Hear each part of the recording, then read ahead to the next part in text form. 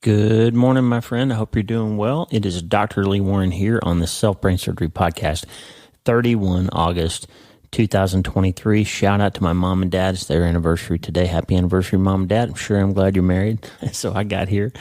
Listen, friend, it's almost the end of All In August, and I hope you've had a good time kind of getting your brain on going all in, pursuing the things that God's calling you to, learning how to stand up to the massive things that come along and all the different ways that we've tried to go all in this month. I just became aware of a problem with the podcast feed. There are some podcast services that haven't been updating the episodes since August 13th.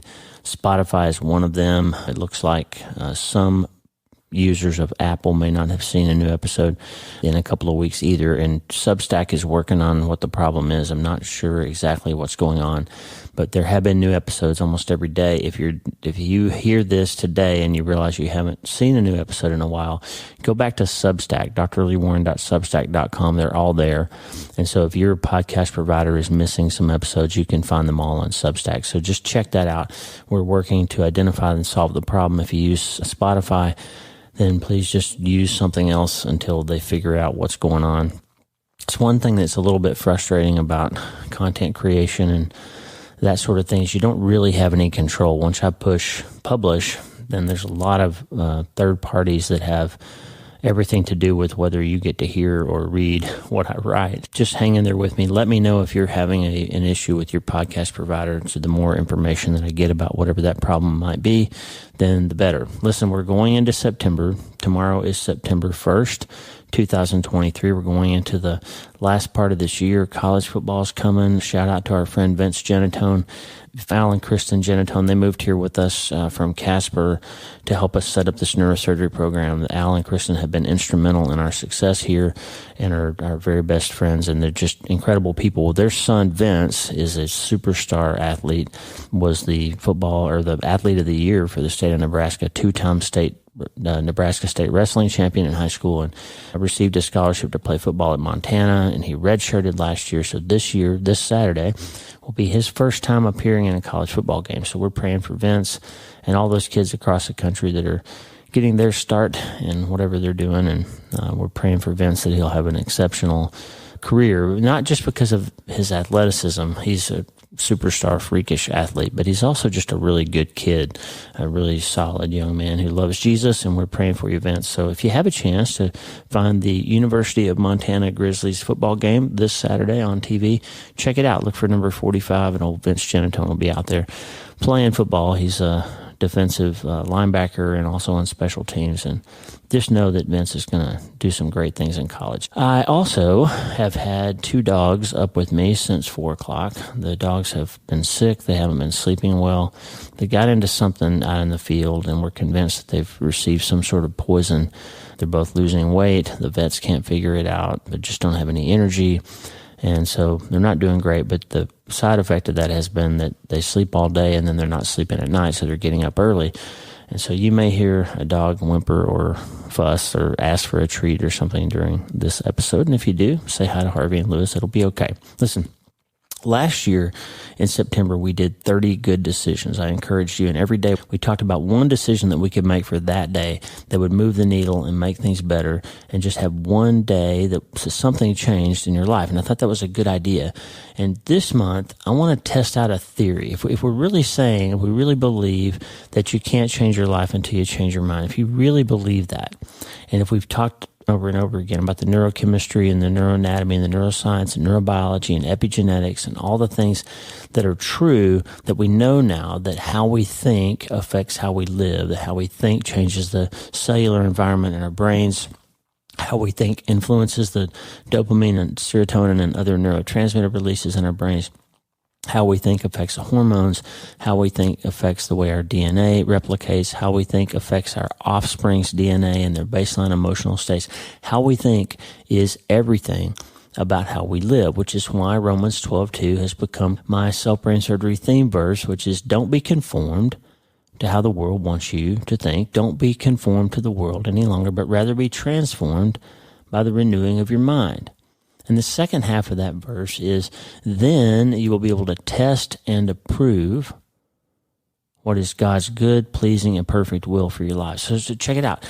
One of our problems is we are conforming to the way the world wants us to think. We are accepting ideas from culture. We are mindlessly scrolling and allowing other people on social media to influence our thinking. We are buying into the common cultural assertion these days that the most important thing is to follow your heart or follow your desire or follow what makes you happy. And we're forgetting to notice the result of that. We're forgetting to do the test and approve part of Romans 12:2. Test and approve. We're just accepting. We're conforming.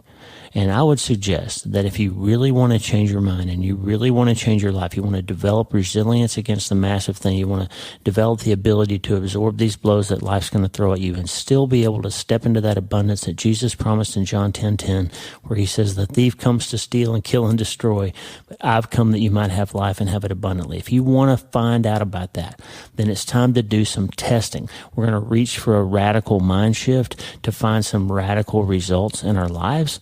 Then we're going to have to test and approve the stuff that actually works. So rather than just trying to make 30 good decisions this year, we're going to go a little bit deeper on the neuroscience side, a little bit deeper on the spiritual side. We're going to try to marry those two things together in a self-brain surgery context that will actually move the needle by testing and approving the things that actually work to help us become healthier and feel better and be happier. And before we can do that, before we can change our minds, before we can change our lives, we have to start today. Hey, are you ready to change your life? If the answer is yes, there's only one rule. You have to change your mind first. And my friend, there's a place where the neuroscience of how your mind works smashes together with faith and everything starts to make sense. That place is called self-brain surgery. You can learn it, and it will help you become healthier, feel better, and be happier. And the good news is, you can start today. Thanks, Lisa. Hey, so glad to have you listening today. I'm Dr. Lee Warren, and I live in Nebraska in the United States of America with my incredible wife, Lisa, my father-in-law, Tata, and the super pups, Harvey and Lewis.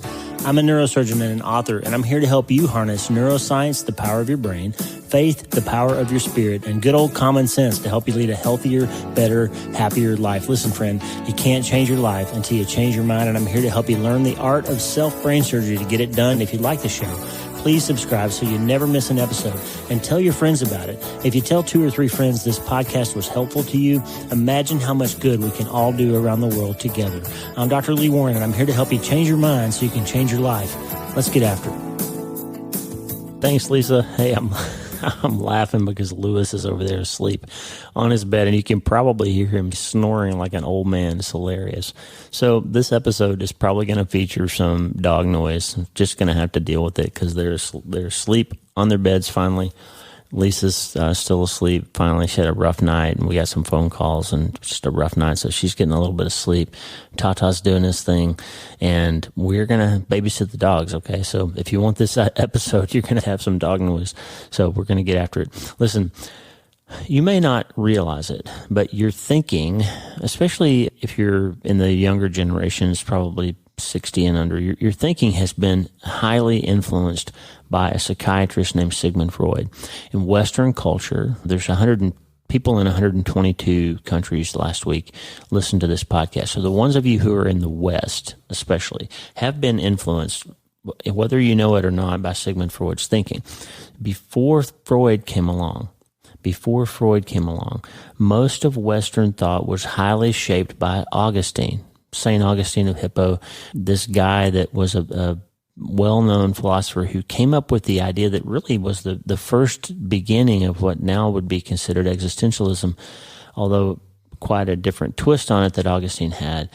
The idea was Augustine believed that the basic problem of the human society, the human condition, is that our desires are disordered. Our loves, the things that we love, are disordered. In his view, humans are created by God, who is love, and we're created for love. So we're lovers first and thinkers second, and primarily we live out of desire, not out of a rational thought. And if you think about that for a second, you'll probably see that it rings true in your life. Like you constantly have I want, I need, I feel kinds of things that pop into your head and your heart, and we make decisions and we move about our lives moving towards the things that we desire before we even think about them sometimes.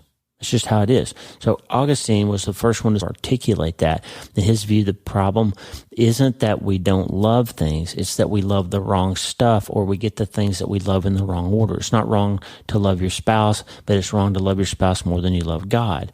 And if you get it out of order, you'll never be really happy, because the more tightly you hold on to something that you could lose, my second book, The Things We Think We Know, in the subtitle, the more you hold on to things that circumstances could take from you, or the more you hold on to things that you think you need that might have their own opinion or feeling, and they may not need you or value you in the same way that you feel like you need them or value them, or the more you think you need to be a superstar athlete or to have sex with a particular person, the more that you think you have to have that thing. If you lose that thing, guess what? You're not going to be happy. But when you have God in first place, everything else seems to fall in line, and your loves become properly ordered. That was Augustine. Kind of felt that way. Yeah, and started thinking about this, frankly, to tell you about this episode when I saw Randy Alcorn posted day before yesterday on Instagram, actually yesterday. He said something that crystallized my thinking on this as I was trying to decide what I was going to talk to you about today. And Randy Alcorn on Instagram said, every thirst for beauty is a thirst for Christ. Every taste of joy is but a foretaste of more vibrant joy than can presently be found on earth. One day we'll realize that as we went down every dead-end street pursuing what we thought we wanted, it was really Him we were searching for, longing for, and He alone could ever only satisfy us. Randy Alcorn said that in his book, Face to Face with Jesus.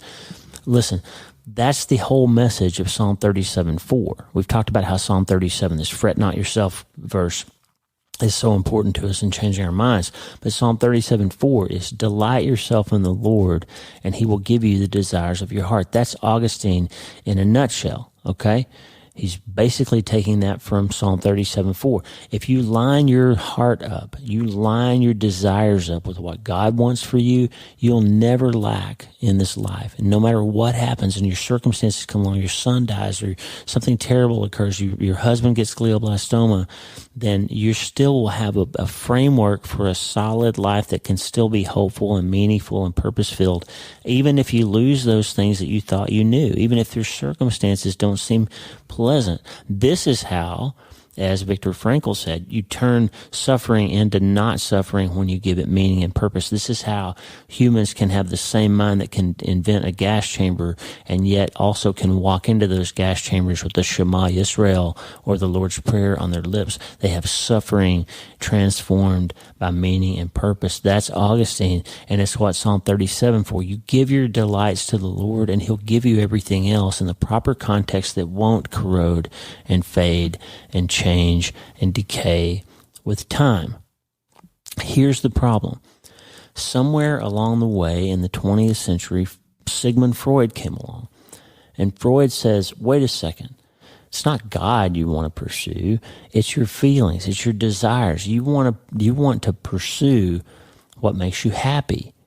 And it's funny because Freud's been largely discredited as a psychiatrist. His psychotherapy ideas have largely been tossed aside. He got most everything wrong if you read what modern psychiatrists and psychologists think. But his worldview stuck. And I think it stuck because it gives us permission to chase after the things that we think we want. Remember, though, that you have an enemy. If you're not a spiritual person, just evaluate this scientifically and look at the results of people who pursue their desires and see how it makes them happy. As Dr. Phil always says, how's it working for you?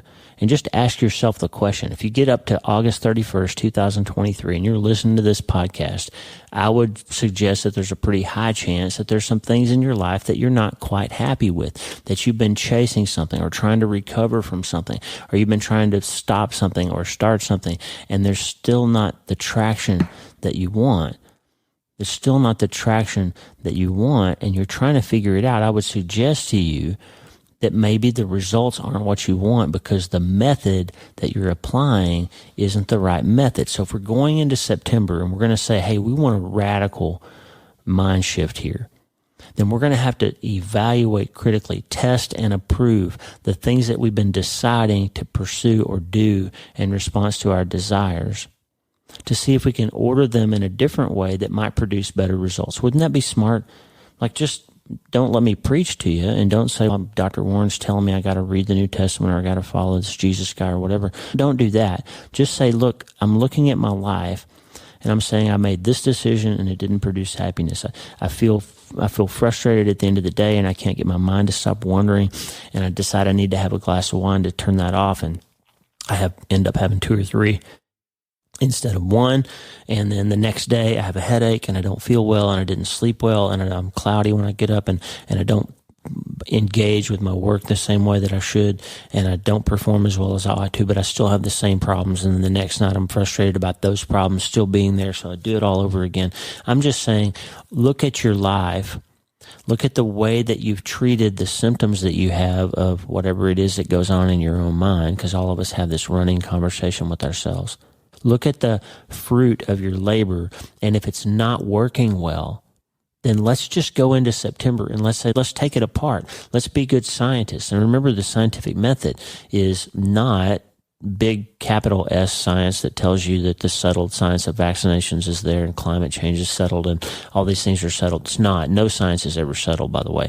Think about 200 years ago, the very smartest scientists in the world thought that some things were settled and they weren't. The earth was not in fact flat, and the sun was not in fact the earth was not in fact the center of the solar system and all that. So smart people can be wrong about scientific things, and that's why the scientific method, the small s science, real science, says never get too comfortable in your own skin when you think of something. Keep testing it. So come up with a theory, with a hypothesis, test that hypothesis, and if it doesn't prove out to be true, then revise the hypothesis. Our problem is we've been listening to Freud too long, and Freud says whatever you want is the right thing for you. You go chase it, you go have it, you go sleep with it, you go drink it, you go eat it, you go steal for it, you go do whatever, because your feelings, buddy, are facts, and your feelings are what you ought to be pursuing. And it turns out that doesn't work very well. Before Freud, Augustine said human flourishing is about saying yes to the right desires, ordering your desires and your loves properly. The higher desires for love, say no to the lower things, the baser things, the more appetite-driven types of things. By the way, there's a great book called Live No Lies from John Mark Comer that talks about this very well, heavily influenced by his thinking on this. But after Freud came up with these ideas that we now use, and we don't even think about them, where people say, hey, the heart wants what it wants. Follow your heart. You just, whatever you feel is right. Everything happens for a reason. Just do it. Live your truth. Be true to yourself. That's all Freud. You may not realize it, but that didn't come because God's calling you to believe that stuff. That came because Freud came along and enabled people to think that they were good by following what they felt. That should land on you pretty hard, because before Freud, good was defined as being good, doing good, pursuing good.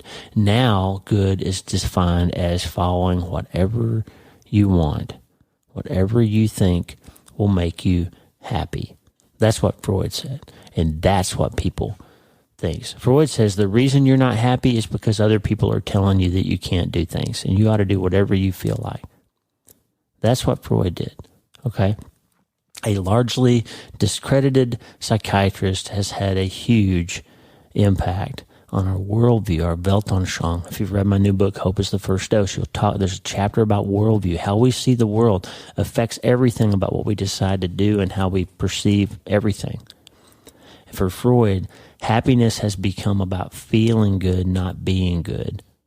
And so theology then, as John Mark Comer said, theology turns into therapy. So instead of pursuing God's will for your life, you get a therapist to enable you to think the way you think and feel what you feel and pursue what you want. Biblical interest in righteousness is replaced by a search for happiness, and happiness being defined as whatever makes you feel good instead of being defined as how the Bible defines it. Holiness has been replaced by wholeness.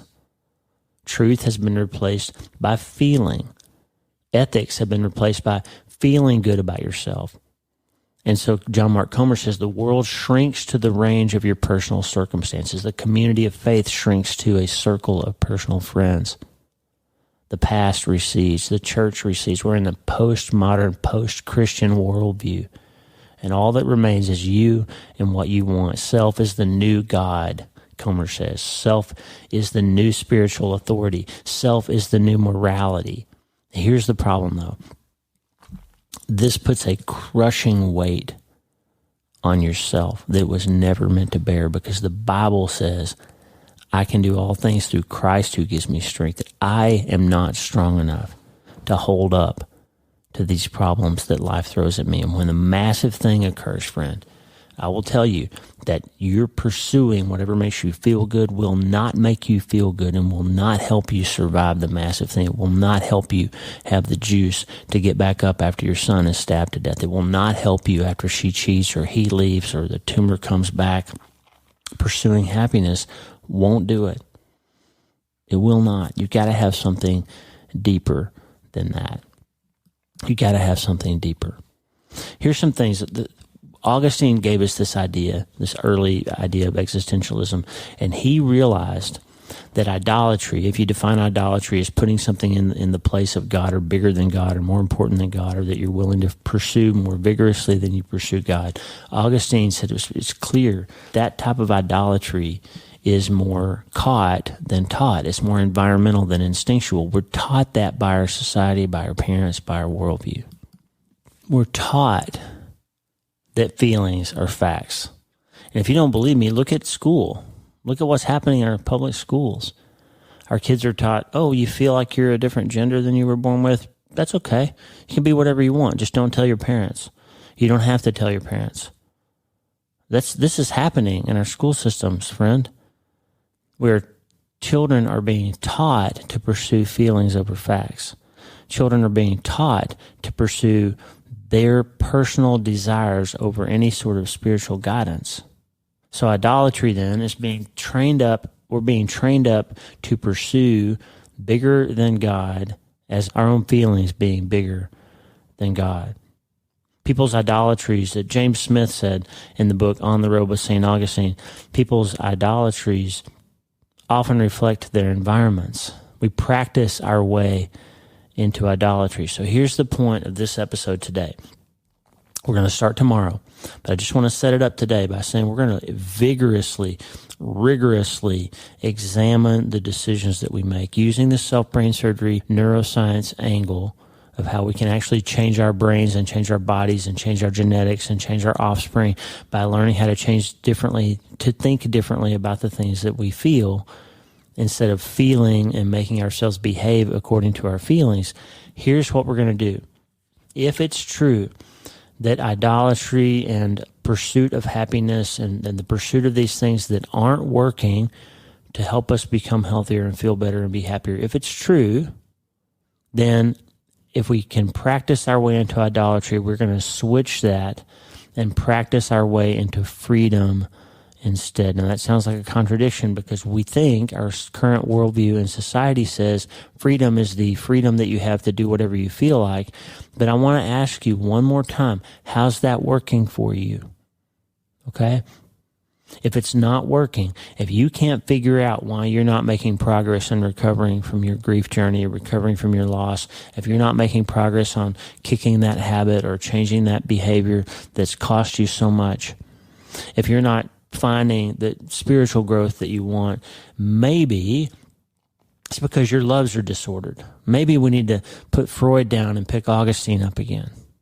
Maybe. Okay?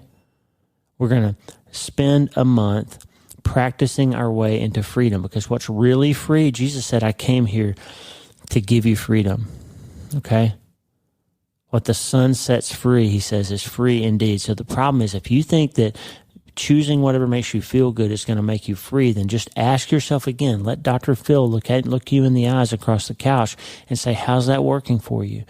Does pursuing your own feelings in the course of calling them freedoms actually make you feel more free, or are you actually a slave to some of those things and you can't stop it, or you can't change it, or you can't start it, or you can't fix it?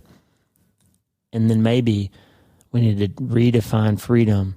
As Psalm 37:4 said, we delight ourselves in the Lord and he'll give you the desires of your heart. How about that? All right, so that's where we're going to go this coming month. We're going to look vigorously. We are going to pursue changing our minds and understanding that the things that we've been doing haven't been working, and they're not working because our premise has been wrong. We're not pursuing the things that we think will give us abundance because those things were never able to give us abundance. And we need to change our definition. And remember what Randy said, everything we thought we were thirsty for turns out to be really we were thirsty for Jesus, and we were just looking in the wrong place. Every taste of joy is but a foretaste of something better. That's what Paul talked about. We're seeing through the mirror dimly. We're looking through a glass that's dirty, and we know there's something better out there on the other side. And everything we're trying here leaves a bad taste in our mouth, or it fades too quickly. We drink the water that makes us still thirsty. And Jesus said, I've got something for you. A bread that when you eat it, you won't be hungry anymore. And a water, when you drink it, you won't be thirsty anymore. And I'm telling you, friend, your brain is designed to help you produce better feelings and better lives. Your brain is designed to help you operate and navigate this world in a highly efficient and pleasant way, because Jesus said it plain, I came here so that you might have abundance. But the enemy, and if you don't believe in the actual literal devil, then just believe that you've got a neurochemical enemy in your brain that is negative at its baseline. It's biased towards negativity. It wants to limit you because all it cares about is survival. It doesn't care about thriving. It cares about not burning your hand on the stove. And so if you're tired of reflexively pulling yourself out of every situation that might offer you some goodness because you're afraid, you're tired of the fear, you're tired of the anxiety, you're tired of the depression, you're tired of the past holding you back, you can't move forward because of the massive thing that's occurred, then I got news for you, friend. There is a way to get there from here. That's the definition of hope. You can remember and move towards hope. You can flex that verb of hope, because hope is the first dose of the treatment plan that will help us make progress in our lives in September towards the goal of becoming healthier, feeling better, and being happier. And friend, you can't change your life until you change your mind. And all I need you to do is take a month to be a good scientist with me, to learn the practice and the art of self-brain surgery. Max Lucado and I are going to sit down on Thursday night of next week, a week from tonight, and we're going to sit down and talk about hope for an hour.